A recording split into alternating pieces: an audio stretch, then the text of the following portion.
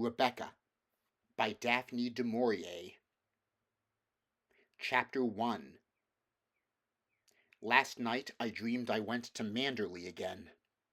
It seemed to me I stood by the iron gate leading to the drive, and for a while I could not enter, for the way was barred to me. There was a padlock and a chain upon the gate.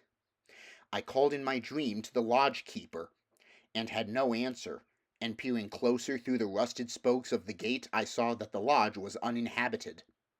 No smoke came from the chimney, and the little lattice windows gaped forlorn. Then, like all dreamers, I was possessed of a sudden with supernatural powers, and passed like a spirit through the barrier before me. The drive wound away in front of me, twisting and turning as it had always done, but as I advanced, I was aware that a change had come upon it. It was narrow and unkept, not the drive that we had known. At first I was puzzled and did not understand, and it was only when I bent my head to avoid the low, swinging branch of a tree that I realized what had happened. Nature had come into her own again and, little by little, in her stealthy, insidious way, had encroached upon the drive with long, tenacious fingers. The woods, always a menace even in the past, had triumphed in the end. They crowded, dark and uncontrolled, to the borders of the drive. The beeches were white, naked limbs leaned close to one another, their branches intermingled in a strange embrace, making a vault above my head like the archway of a church. And there were other trees as well, trees that I did not recognize, squat oaks and tortured elms that straggled cheek by jowl with the beeches, and had thrust themselves out of the quiet earth, along with monster shrubs and plants, none of which I remembered. The drive was a ribbon now, a thread of its former self, with gravel surface gone, and choked with grass and moss. The trees had thrown out low branches, making an impediment to progress. The gnarled roots looked like skeleton claws. Scattered here and again among this jungle growth I would recognize shrubs that had been landmarks in our time, things of culture and grace, hydrangeas whose blue heads had been famous. No hand had checked their progress, and they had gone native now, rearing to monster height without a bloom, black and ugly as the nameless parasites that grew beside them. On and on, now east, now west, wound the poor thread that once had been our drive. Sometimes I thought it lost, but it appeared again, beneath a fallen tree perhaps, or struggling on the other side of a muddied ditch, muddied ditch created by the winter rains. I had not thought the way so long. Surely the miles had multiplied, even as the trees had done, and this path led but to a labyrinth, some choked wilderness, and not to the house at all. I came upon it suddenly, the approach masked by the unnatural growth of a vast shrub that spread in all directions, and I stood, my heart thumping in my breast, the strange prick of tears behind my eyes. There was Manderley, our Manderley, secretive and silent as it had always been, the grey stone shining in the moonlight of my dream, the mullioned windows reflecting the green lawns and the terrace.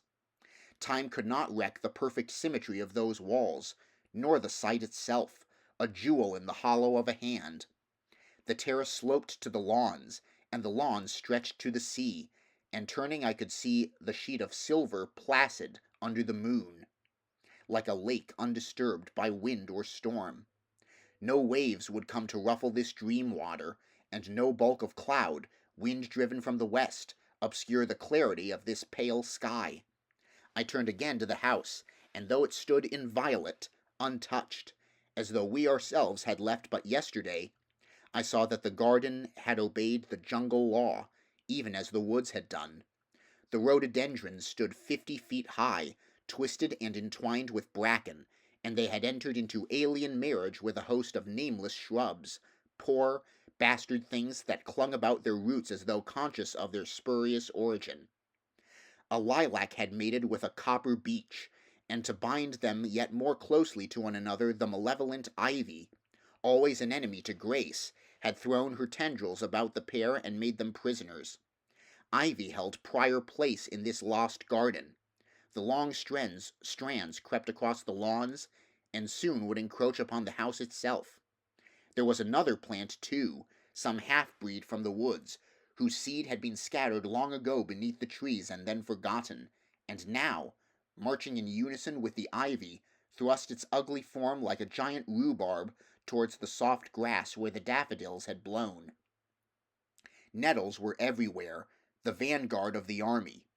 They choked the terrace, they sprawled about the paths, they leaned, vulgar and lanky, against the very windows of the house.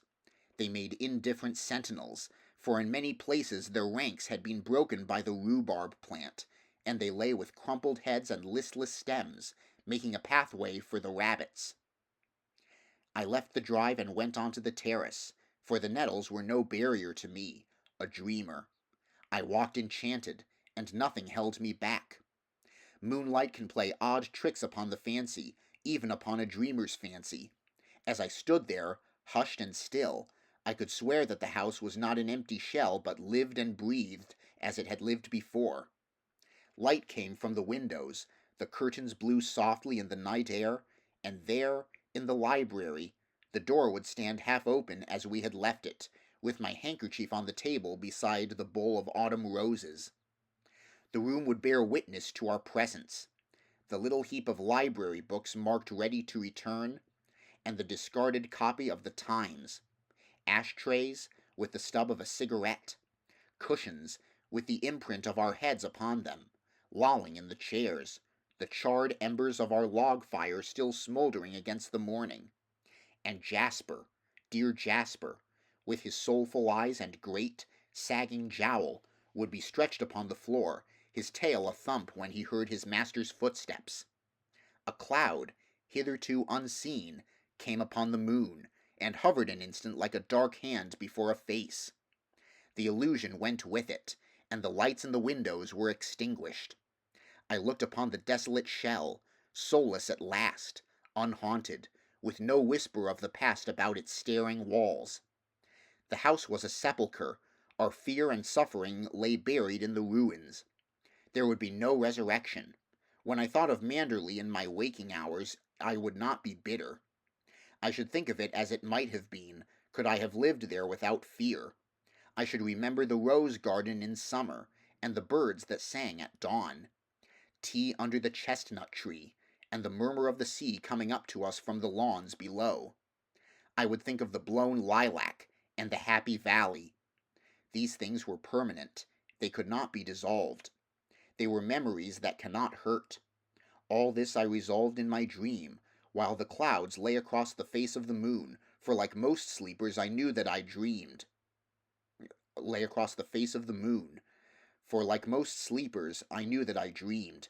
In reality I lay many hundred miles away in an alien land, and would wake, before many seconds had passed, in the bare little hotel bedroom, comforting in its very lack of atmosphere. I would sigh a moment, stretch myself and turn, and opening my eyes, be bewildered at that glittering sun, that hard, clean sky, so different from the soft moonlight of my dream. The day would lie before us both, long no doubt, and uneventful, but fraught with a certain stillness, a dear tranquillity we had not known before. We would not talk of Manderley. I would not tell my dream, for Manderley was ours no longer. Manderley was no more.